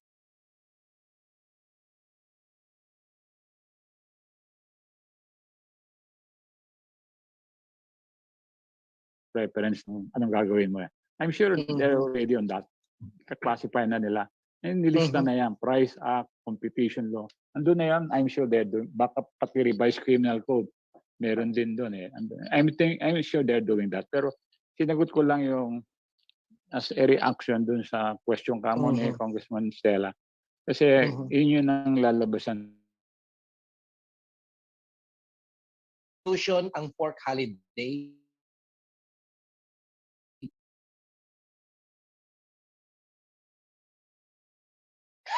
Sana nakikinig sa iyo. Diba, sir? That's a cartel. You suspend the supply to force the prices up. Yan. Tama.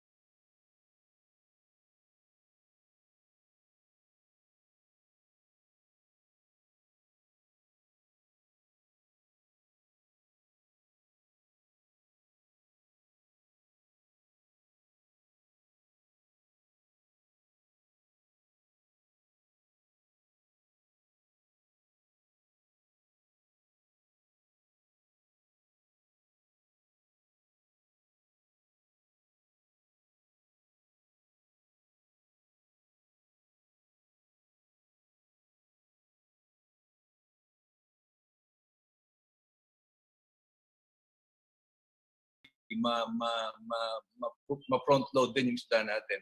Kasi alam mo ngayon, ang tilapia natin, ang trend is 120. In the next month, going down yan to 110. And so if you compare pork with fish, siguro parang 3 kilo, 1 kilong baboy. So, and then bangos, the trend is going down also. 170 ngayon yung average prices, pero may makukuha kang 130, 140. So again, something, kasi pare-pareho lang boss ang protein eh. Pare-pareho yung formula niyan eh. Pare-pareho yung nutrient content. So siguro kung medyo mahirap sa pork at hindi available yung supply, baka pwede sa fish. Yun siguro yung aking Babalikan ko si Noel. Noel, gumalaw din yung presyo ng isda. Ano yun? Law of supply and demand? O ano ba? Baka naman may smuggling din nangyayari sa isda. Yun po, nakakapagtaka, no? Pumasok na yung mga imports ng galunggong and yet, again, yan naman, mataas pa rin ang presyo. Ibig sabihin, may nakikinabang. Diba? Ang baba ng presyo ng galunggong sa imported eh. Dapat yan may saya nila sa 150 below. At bakit may 200? So again, bago ko makalimutan, no. So mag-ano tayo niyan? Mag-unload at sasabihin natin sa mga importers. Ito, bago tayo matapos, tama yung sinabi ni Asis Perez, no, Attorney Perez, na magkaroon talaga ng shift. Kung gusto natin proteina, maraming sources ng proteina. Okay? May meat protein, may fish protein, may vegetable protein. Ang pinakamura sa lahat, itlog. Okay? And then, of course, milk. But then again, babalik na naman ako. Kung meat protein sources, matagal na yung model na fresh meat. Diba? Sabi nga ni Just Champ, hindi na umangat ang business model ng ating mga kaibigan. Dapat niyan, mag-invest na sila sa cold storage and also will help them promote yung quality ng fresh frozen, di ba? Nasanay na yung mga tao ngayon sa frozen chicken. We'll do the same for pork. Okay? So, ganon po. Kailangan may mag-shift. Kailangan talaga mag-elevate ng para kontrolado natin kontrolado yung supply and prices para itong mga peaks and valleys ng presyo, ng supply ay maiwasan natin sa mga susunod pang taon. Okay, all right. I'd like to thank everyone who took time out to be with us, but I have to request you to give us short messages, concluding statements on what can we expect in the near future. Let's start with our good friend, Just Champ. Anong aasahan ng tao sa inyong sektor? Please. Well, we hope the Tariff Commission will pass the resolution to reduce the tariff for 5 years, and they should do it very quickly so that yung mga parating na baboy na containers na parating na makakaabot sa mababang taripa. In this manner, we can pass the savings immediately to the consumers. Ngayon, kapag ma-delay naman yan, syempre, extend lang natin ang hard times. But still, having said that, the next 2 months will still be a bit tough on the consumers because most of the product that were ordered early this year will probably arrive end of March or early April. So yun po ang nakikita namin ng timetable. So in the meantime, if you know where to buy, there are still imported pork that are sold at below the SRP. Konting tiyaga na lang. So hopefully if the Tariff Commission comes through by April, the supply should be more bountiful, and the landed cost will be better, and then the competition among the importers, among the wholesalers, it will kick in by itself. As long as the market access is provided, it will trickle down to the consumers. And of course, as I said, we will try to manage the value chain so that we have the interventions so that the consumer will have options to buy. We can designate certain marketplaces, certain stores where they will be able to buy pork at below the SRP or at SRP level. Okay. Vic, you're still there, Vic? Attorney Vic Di Magiba, please. Yes. Message. Okay. Paki-unmute yan. Maraming salamat ulit. Pagka the past 3 days have been very, very, what do you call it? First time, Melo, for the past 10 years that government had used the price ceiling option providing the price up. No. Hindi naman yan gagawin ng gobyerno kung walang basis, no? 400 and 450 kilo. You see, too much. Sa mga consumers, meron tayong tinatawag na karapatan or right access to reasonable prices of basic necessities. When it is so high already, indirectly, Melo, you are denying the consumer access to that basic necessity. So, as I said, even before the price ceiling was issued, I have advocated, I called on consumers to, kung makakaiwas naman tayo, wag muna tayong bumili ng baboy.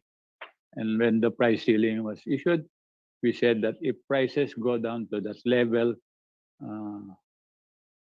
wag naman on the 60th day of the executive order, maybe towards the week, mag-stabilize na doon. Then I think consumers can feel happy to go back and buy. Pero wag muna tayong sabi nga sa Tagalog, wag muna tayong magsalita ng tapos, di ba? At baka makapos, no? Anyway, so but we support the EO and para nandiyan pa naman si ASEC, mo despite all the negative, ang daming binato kay Secretary, no? Pero I admired him, for 2 days, Melo. Siya lang ang nandun sa Kongreso, sa Senado, for 3 to 4 hours. Siya lahat ang sumagot ng tanong. Walang ASEC Noel doon sa pandinig na yun. Secretary William Darna, I admired him, because head of agency, nandun siya talaga. He absorbed all the questions, from the hog raiser, from the senators, akong dami. And we have be thankful that he was firm. Sabi niya, hindi ako magre-resign. And he should not kasi kailangan niyang i-implement yung EU 124 na pinapirma niya sa presidente. Again, thank you and belated happy birthday. Hello. Thank you. Salamat po. Dr. Morales, please. Dr. Morales. Please. Yes, sir.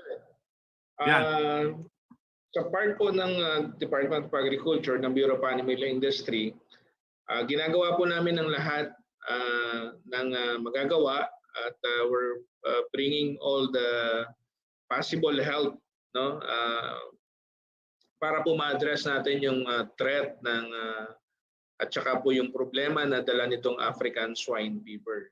So kagaya po ng nasabi ni ASEC Noel kanina, ang isa po sa mga strategy ng Department of Agriculture ay yung pong commodity diversification. So yung other source of protein po pwede pong tingnan ng ating mga consumers at while we're trying to stabilize the prices of pork.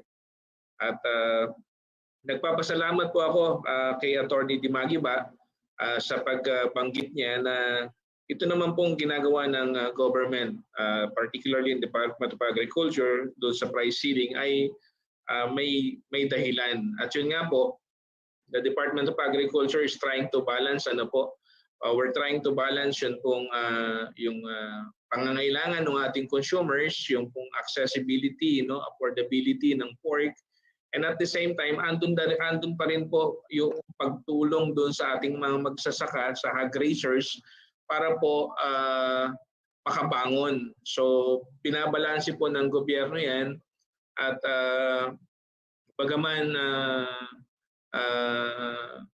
may ibang thought po doon sa area na yon, makakaasa po kayo na ang Department of Agriculture, ang Bureau of Animal Industry we are here po para doon sa ating mga farmers, sa ating mga hog raisers, and we are doing everything we can para masugpo itong African swine fever.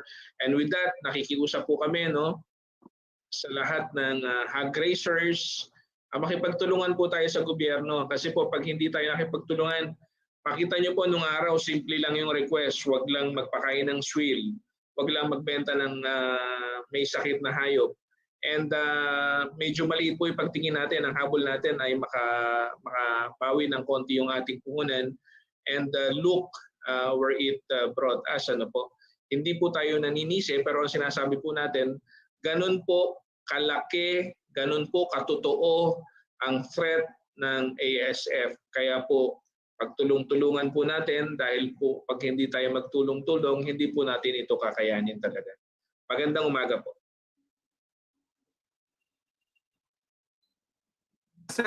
Asek Noel, please, for your message. Yes, thank you again, Melo, for this opportunity.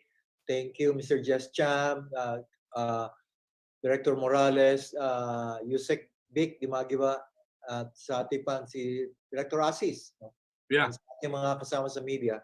Again, napakaganda ng binitawan kanina ni too much. Kung baga ako, that's too much. Yung too much natin, temper natin. We moderate the greed. Yun po I heard that again. Nalatay. Siyempre naman, kung talagang we moderate the greed, bumababa ang presyo. Di ba? Tama lamang. And then, balancing act. Consumers din po ang mga producers. Ang mga magsasaka, hog raisers, lahat, consumers din yan. Kaya dapat, at the end of the day, bibili din niya ng karne, bibili din niya ng isda, ng gulay, para lahat makinabang, di ba? So again, diet diversification. Marami pong pagpipilian para po, depende po sa ating pera sa bulsa. Yan po. Ang ASF, susumpuin po natin, tulong-tulong laman. At again, repopulation. To revive the industry, mag-repopulate po. So yan po ang ginagawa ng gobyerno. And again, thank you, Vic Dimagiba, Attorney. Paparating natin kay Secretary William Dar yung sinabi mo. Nakakataba ng puso. So again, Melo, maraming salamat po. Daghang salamat, mabalos. Thank you. Thank you. Alam po ninyo mga kaibigan, mayroong isang babaeng nagsabi, when a person dies of hunger, it has not happened because God did not take care of him or her. It has happened because neither you nor I wanted to give that person what he or she needed. Mula po yan sa isang nangangalang Mother Teresa, na isang santa ngayon. Sabi naman ng isang Bombay, si Mahatma Gandhi, poverty is the worst form of violence. Alam po ninyo, sa krisis na ganito, dito tayo kailangan magsama-sama, suriin natin, ano ba yung datos? Ano ang pwedeng gawin? Ano ang kakayahin ng taong bayan? Ang sabi nga nung araw, nung matatanda, tinagalan nga yung bayoneta ng Hapong may kalawang ito pa kaya? No. Anyway, nung bata ako, sabi ko, bibilhin ko yung pagkain yan. Gusto ko yan. Pero ngayong may edad na ako, sabi ng doktor, huwag ka nang kakain yan. So, pinakamagandang leksyon, sabi nga, ito. Kumain upang mabuhay. At huwag mabuhay upang kumain. Maraming salamat po. Magandang araw. Hanggang sa susunod. Thank you. God bless us all. Thank you. Thank you. Thank you. Thank you. Thank you.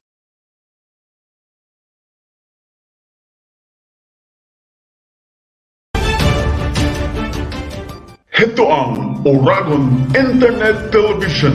Maaasahan sa Balance News in Public Affairs, Education, Music and Information gamit ang mga bagong teknolohiya sa pamamahayag.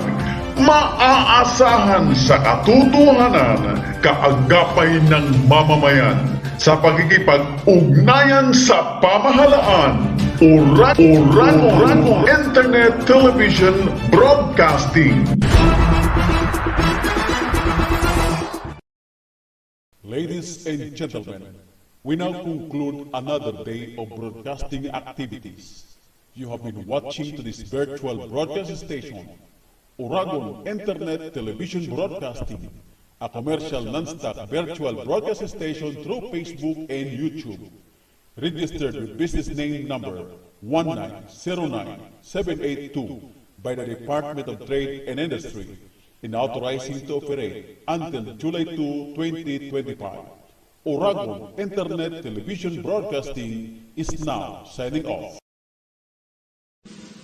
Mga kababayan, ang pambansang awit ng Pilipinas. Kayang magiliw, pero sa silanganan, alam ng puso, sa titik mo'y buhay. Lupang bihirang, kuya ka ng magiting, sa manluluping, di ka pasisigil, sa nagatang tutok sa simuyan, sa langit kong pagaw, ay hinatang tula, kawin sa pagkayang minamahal. Ang isang ng matawag ko'y tagumpay na nagtitingin, ang bituin at araw niya, kailan pang ay magiging.